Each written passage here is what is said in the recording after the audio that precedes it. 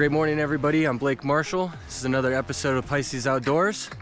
I'm here with Zac Tenannat. What's going on, guys? Get ready for some big trout. Woo. It's gonna be lit. All right. Yeah, let's hope so.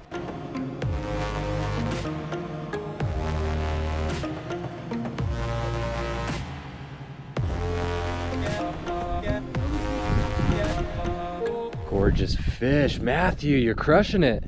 That's my day today. Well, you are an Elko local. This is your lake, my friend. We've been working hard to get them dialed in. And you've got it dialed. Look at that gorgeous fish. We got that tournament on the 18th and 19th, so... Oh, he ate both the baits on the way down. Dang. They're hungry. Yeah, they are. See, now this one, see how its fins are wore? Yeah, I do. Here. Absolutely. Now this is a stalker tankfish from the hatchery. Yeah, I can see that. So when they're in the hatchery, it's all concrete pens. Oh so yeah, look at that. They wear the fins a lot. And this isn't as bad as most of them we get. Sure, sure. But That isn't bad for a hatchery fish, really, truly. I really was interested in some of the colors that are on the plates here. And wait till we get a brown. And you'll Yeah, have that yeah, the really blues. blue right I there. know, okay, that's like the best.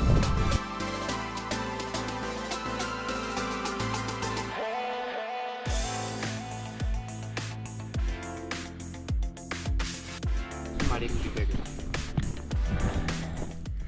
Ladies and gentlemen, 2 fish and 2 drops. Zac is hooked up again. Fish on! Don't you love these clam outdoor pants, how they have the knee pads in them? I love the clam outdoor pants with the knee pads. This clam ice armor suit keeps me warm. It keeps me dry. Yeah, it was the best money I spent this year. So tell me, what has been working for you, Zac?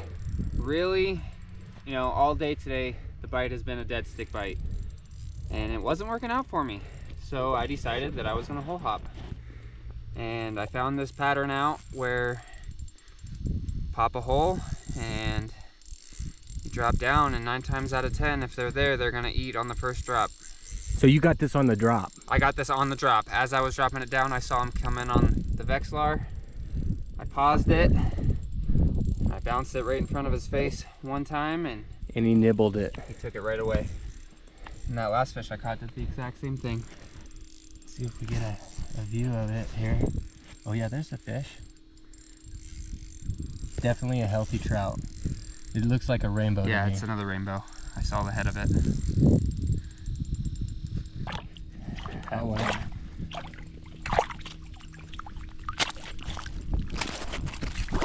Yes. Beautiful rainbow, hooked Yeah. right in the mouth. Let's get him back. Where you want him.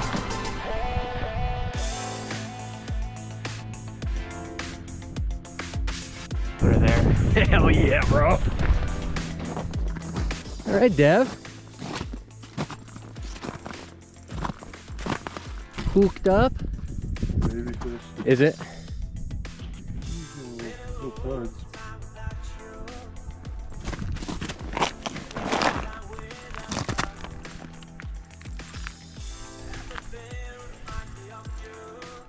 Look like a baby fish to me.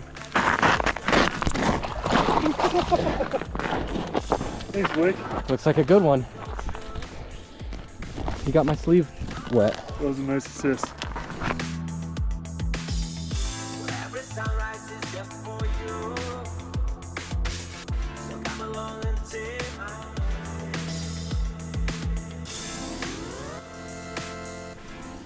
I want to give you guys a couple tips and tricks for fishing for trout through the ice. Trout like shallow water. You might find them in deeper water, but if you are fishing in shallower water, being quiet is key. If you make a lot of noise, ooh, look at that, I'm getting a fish. As I'm talking.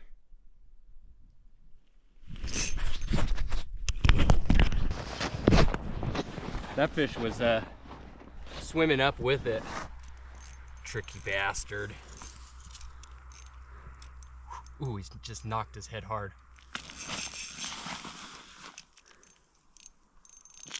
All right, fishing through the ice. I was just talking about how being quiet is key. And even though I was talking, This fish wanted to prove me wrong.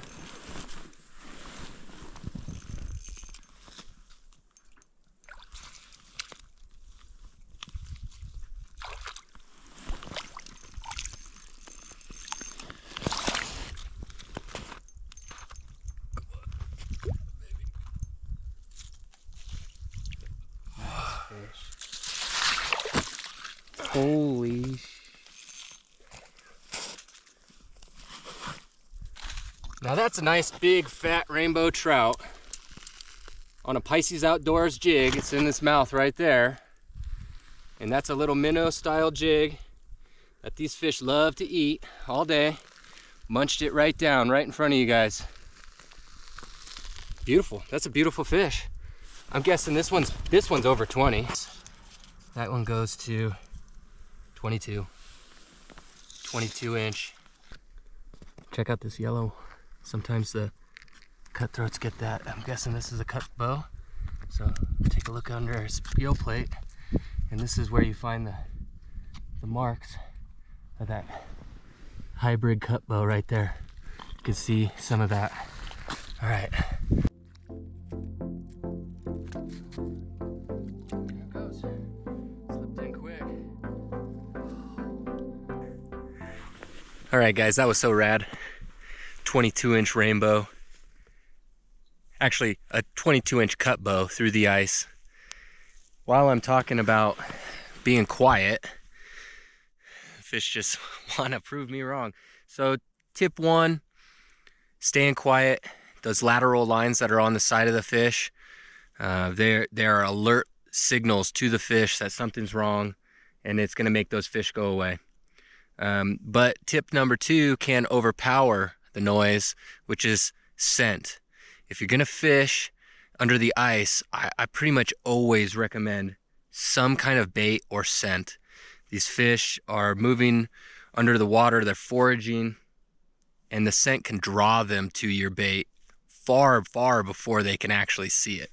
So if you get that scent out, you can draw those fish in, then they're gonna visibly see your bait and key in on it and come in on it. Okay guys, tip number 1, shh, you're scaring the fish. Tip number 2, use bait. Tip number 3, it's important to vary your presentations.